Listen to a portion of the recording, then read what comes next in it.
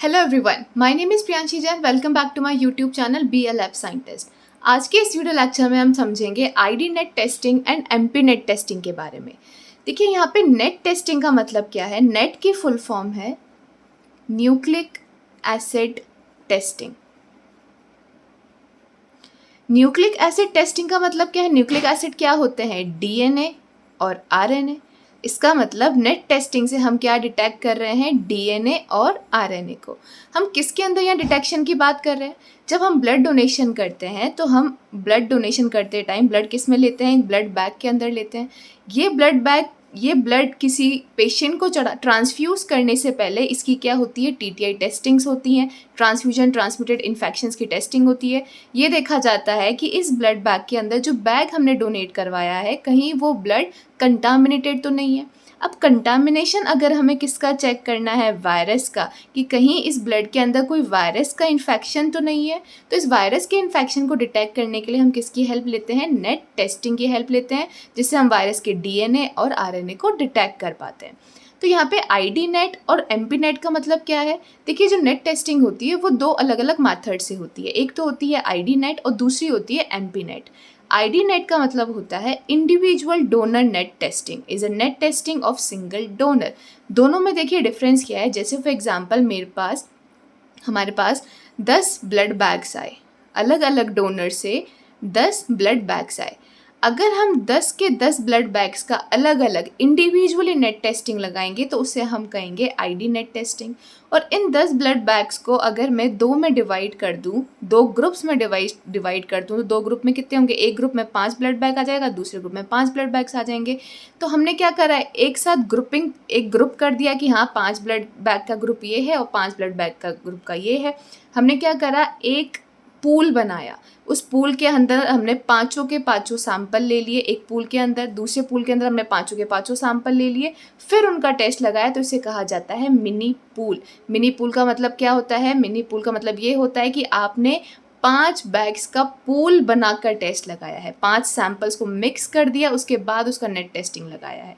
तो a mini pool compose of samples, ये compose करता है सैंपल्स को from multiple different blood donors, अलग अलग मल्टीपल डिफरेंट ब्लड डोनर से, एंड पूलिंग दैम, फिर हम लोग को क्या कर दिया, पूल कर दिया together in order to test multiple donors at the same time. एक ही टाइम पे हमने मल्टीपल डोनर्स को क्या करा है, नेट टेस्टिंग से टेस्ट किया है। ये होता है आपका मिनी पूल नेट टेस्टिंग।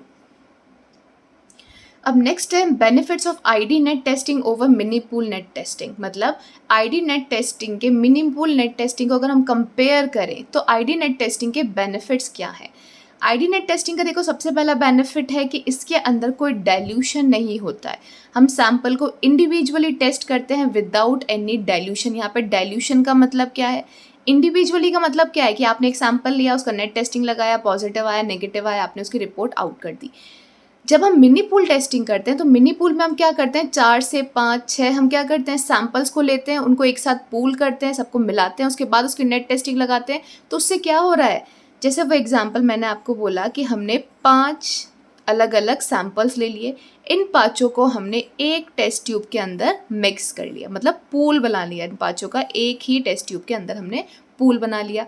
अब क्या हुआ, मैं मान के चल रही हूँ ये 1 2 3 4 5, जो ये 5th नंबर का था, जो ये 5th नंबर का ब्लड बैग था, ये क्या था, पॉजिटिव था, किसी वायरस का इन्फेक्शन था इसके अंदर, तो ये पॉजिटिव था।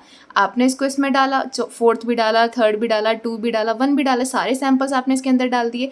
तो हुआ क्या, जो 5th नंबर का जो सैंपल था वो इतने सारे सैंपल्स को डालने की वजह से क्या हो गया, डाइल्यूट हो गया। इतने सारे सैंपल्स एक ही जगह मिले तो क्या हो गया, डाइल्यूशन फैक्टर बढ़ गया। डाइल्यूशन बढ़ने से क्या होता है, जो वायरस की क्वांटिटी होती है वो भी कम, कॉन्सेंट्रेशन जो है वायरस का वो कम हो जाएगा। कहाँ तो हम एक ही सैंपल में डिटेक्ट कर रहे थे, कहाँ हमने पांचों को मिक्स करके डिटेक्ट करा।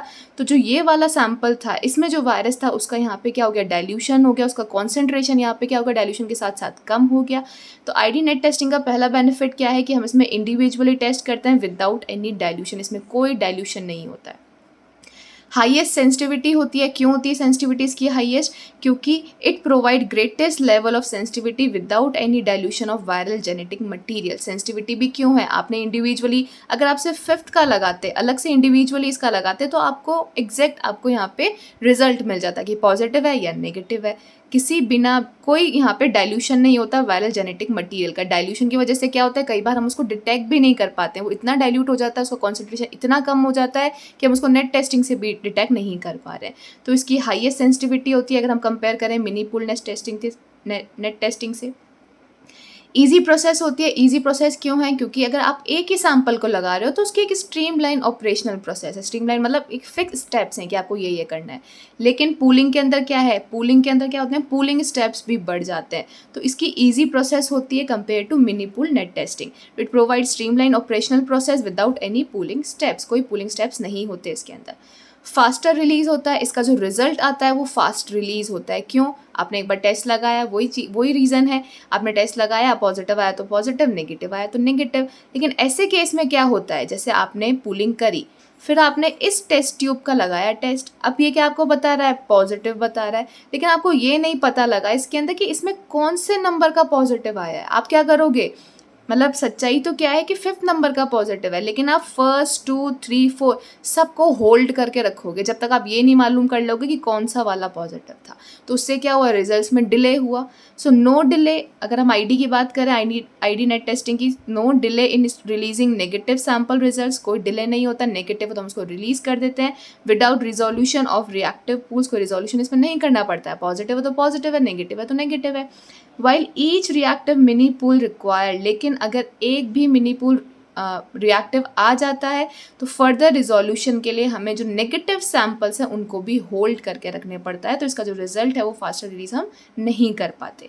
कंटामिनेशन की अगर हम बात करें तो इसमें कंटामिनेशन भी नहीं होता है। मिनी पूल में क्या हुआ, आपने जब पांचों को मिलाया तो 5वां कंटामिनेटेड था, इस 5वें की वजह से ये चारों भी कंटामिनेटेड हो गए। तो आईडी में क्या होता है, कंटामिनेशन नहीं होता है, लेकिन मिनी पूल में क्या होता है, कंटामिनेशन होने के चांसेस ज़्यादा होते हैं। सो या this is all about the ID NAT testing and mini pool net testing. If you like this video, like, share and subscribe to my YouTube channel. Thank you so much for watching.